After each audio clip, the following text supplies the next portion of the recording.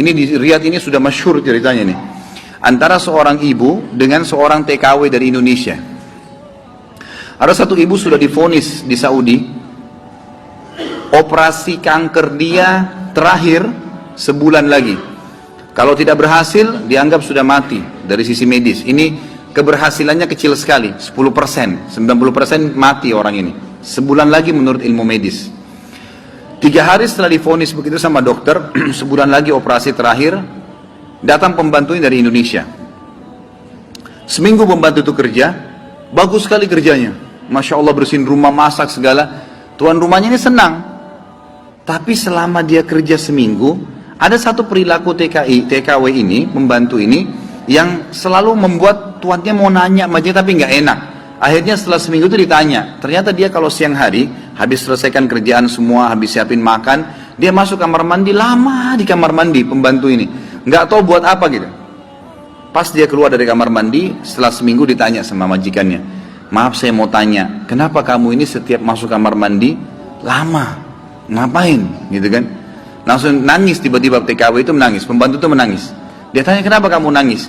Dia bilang ceritanya begini sebenarnya. Sebelum saya berangkat ke Saudi di Riyadh ini, 12 hari, ya sebelum saya berangkat ini, 12 hari sebelumnya saya baru melahirkan. Dan saya punya bayi di Indonesia. Saya lagi susuin. Nah saya tinggalkan karena keadaan ekonomi. Terpaksa saya tinggalkan. Visa sudah keluar, saya melahirkan, saya berangkat. Nah saya masuk kamar mandi ini, saya keluarin air susu saya. Karena kalau tidak payudara saya sakit. Coba. Kalau antum dengar keluhan seperti ini dari pegawai, dari staf, dari orang, apa yang antum lakukan? Perhatikan perilakunya muslimah ini, ya. Majikannya buat apa? Ini ternyata menjadi penyebab penyakitnya hilang. Apa yang dia buat? Dia bilang baiklah. Sambil dia nangis, dia dengar ceritanya, dia bilang baiklah.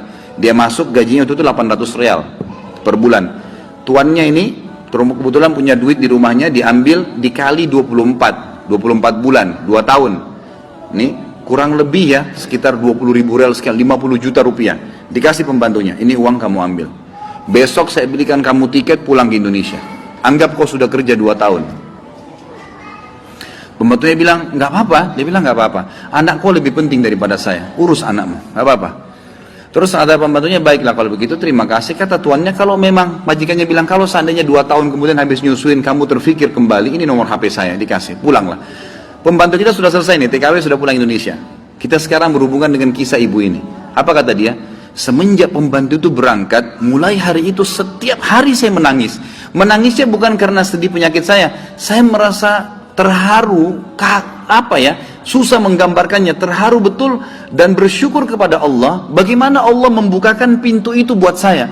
Saya selalu bersyukur terus sama Allah karena saya bisa memberikan, terfikir untuk kasih gaji 2 tahun. Mungkin kalau terjadi pada kita bilang, baiklah kamu pulang aja minimal. Pernah gak antum terfikir kasih gajinya lengkap semua? Gitu kan? Dia bilang, saya terharu kenapa saya bisa lakukan itu. Dan saya selalu bersyukur sama Allah, saya bisa lakukan sementara memang ini ada vonis mati dekat lagi secara medis gitu kan. Dia bilang, tiap hari saya menangis. Dan setiap kali saya menangis, saya merasa ada satu kepuasan dan keadaan saya lebih baik. Ringkas cerita, tiba masa operasi, ditelepon rumah sakit, disiapin semuanya alat operasi. Ini sudah jelas akan menemui ajal kalau secara medis. Tiba di rumah sakit, dicek sebelum operasi, dokternya duduk setelah cek di kursi lalu bertanya, kamu berobat kemana sebulan ini? Kata ibunya, saya nggak berobat kemana-mana. Kamu tahu nggak, kanker kamu nggak ada, sedikit pun nggak ada, akarnya nggak ada, sembuh total, nggak ada, nggak mungkin terjadi secara medis. Ibu itu tersenyum lalu mengatakan, kalau betul apa yang dokter ucapkan, itu karena sedekah saya. Diceritain sama dia ceritanya, begini. Dokternya jadi nangis, dokternya bilang apa? Subhanallah, yang telah membukakan mata hati saya, ternyata yang menyembuhkan bukan obat sama dokter. Tapi siapa? Allah subhanahu wa ta'ala. Ambil pelajaran ikhwas sekalian. Ternyata amal-amal soleh itu bisa membuat kita keluar dari masalah. Abdullah bin Umar dan Abdullah bin Abbas radhiyallahu anhum ajma'in, itu kalau beliau sedang menghadapi masalah dan tidak pecah, beliau keluar cari orang miskin dan sedekah, gitu kan? Keluar bertawassul dengan amal soleh, seperti itulah.